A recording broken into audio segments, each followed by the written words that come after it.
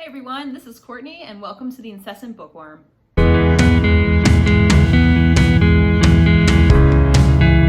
This is my booktube channel, but I also do some bookish content and other things on my Instagram, Twitter, and Facebook accounts, so feel free to head over there for some more fun things. Today, after I've done my entire haul and inventory of all the books that I own, I got really excited about some in particular that I want to try and finish before the end of the year. So as I was going through all my books and reshelving and putting up some new decor and all that, I put aside a few that I wanted to share with you all. Granted, we're in September right now and only have a few more months to go. My TBR has already been set for this month. October, I'm planning to read the rest of the Anne of Green Gables series, or as many as I can for that. November, let's see. Oh yeah, that's the National Novel Writing Month. And as I do want to finish a book by the beginning of December, writing a book, I want to spend that time writing, so I won't have as many books to read then. So it looks like I'm giving you my December TBR early. I don't know. We'll have to see what it looks like, but these were just so good of books that I remember when I picked them up. I remember loving them. So now is the time to share them and hopefully get on track to read them before the end of this year, or maybe before some of the other ones that have been on my shelf for much longer than that. So, I mean, they're all gonna be read at some point. I got rid of 30 books when I did my inventory and rearranging. So the ones that are here to stay, I feel pretty confident that they will be there and I will get to them. But these are the ones I wanted to share with you all today. First off, we have Written in My Own Heart's Blood by Diana Gabaldon, and this is the 8th published book in the Outlander series. So I have finished books 1 through 7. Thankfully, it took me, I don't even know how long. Book 6, I was reading for 9 months, so I don't know what happened there. But anyway, this is the last book that is published so far, and I believe she is coming out with her next book next year. I think it's called like Tell the Bees I'm Home or something along those lines. But book 7 ended in such a whirlwind. I'm not going to give any spoilers away, but I'm excited to get to this book and hopefully finish this by the end of 2020 because it's just taken way too long for me to finish these series. And I mean, I haven't had it in my possession for that long, but it's such a gripping story and great detail, great character development, so many twists and turns. And you get introduced to new characters that are perfect for the characters that are in existence. But yeah, I'm excited to finish this. We'll see how that goes. And off to the next book in 2021, hopefully, when she publishes that. The next book I have is One Day in December by Josie Silver, and this is a book I've actually read before. I listened to the audiobook 2 Christmases ago, and this story, it's a love story, but it's also so heartbreaking, and I'm like, well, why would I want to read that around Christmas time? It's just so good. Like, even though it has some sadder parts, some emotional parts, it's just brilliantly written.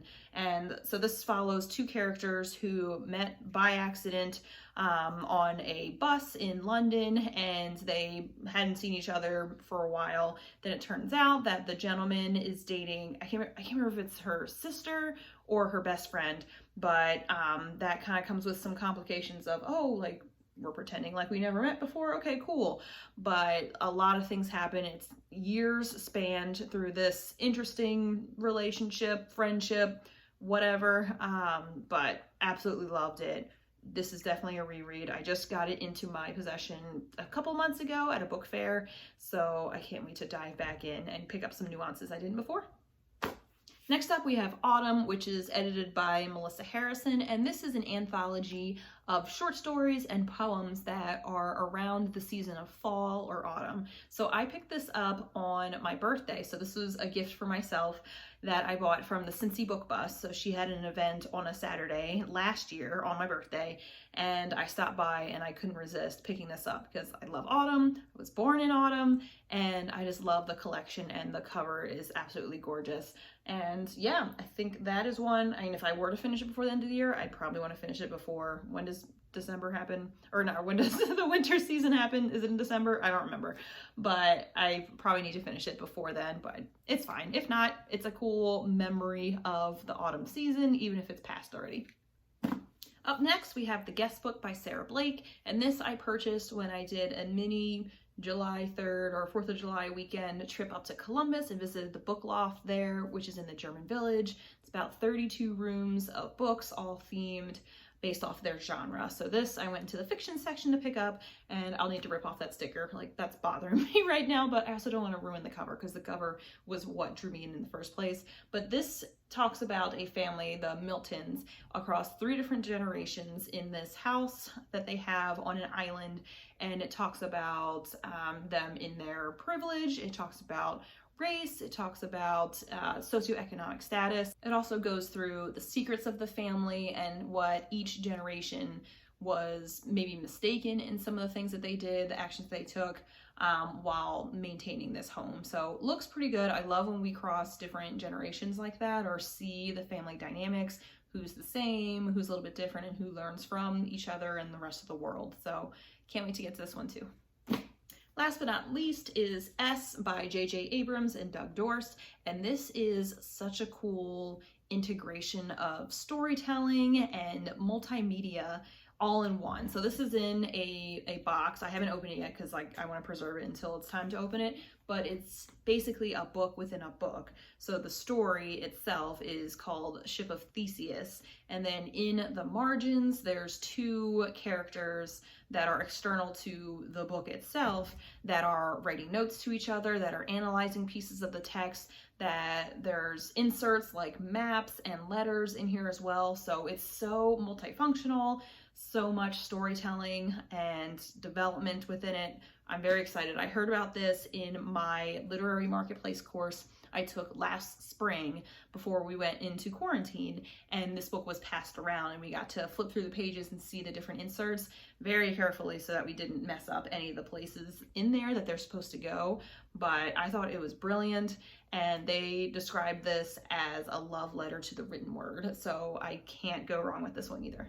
So those are books from my to be read or TBR that I'm very excited to get to, and I always feel like I kick myself when I set my TBRs. Yes, they can be flexible for the month, but I try to stick to them as much as I can unless I need a DNF or just something comes up, but I rarely switch out books. I move on to another one that was in that pile to begin with, or just jump to an audiobook and then jump back into the print version. But I don't know, I want to get to these. September's really full with 9 books. I'm not even gonna get to those 9. So I don't know. We'll see what happens with that. I definitely want to get to the Outlander book just to finish the year out with that, because I read 2 of the books this year, so might as well just finish that. And I don't know. I need somebody give me some help. How do you navigate that? I would love to hear your thoughts. But those are ones that I currently have. Of course, there's going to be ones I'm going to be purchasing in the near future. My birthday's coming up in November, so we'll see if I treat myself or folks gift books to me then, if those rise to the top. It's the never-ending issue when it comes to bookworms of what should I read next. It's always there. When is it not there is the question. Anyway, thanks for watching this video. If you like it, please give it a thumbs up or comment below with some selections that you've heard of or books that you can't wait to get to that's on your TBR. If you want to see more videos like this, feel free to hit subscribe. Notice I'm in a different place in my bedroom. I'm going to be filming a bookshelf / bedroom tour video, so you'll get to see kind of the setup and where it is with the rest of my other books. But I think it's kind of fun, cool backdrop. I'll give a little teaser now. My sister made this artwork behind me, so it's a bunch of playing cards with magazine clippings adhered to each of the playing cards, so it makes a cool little curtain drape artistic element. So I've had this for years, I feel like since grad school, but I thought that is a nice backdrop for this part of the bedroom with 2 different shelves as well. So anyway, thank you so much for watching. I hope you have a great rest of your day and happy reading.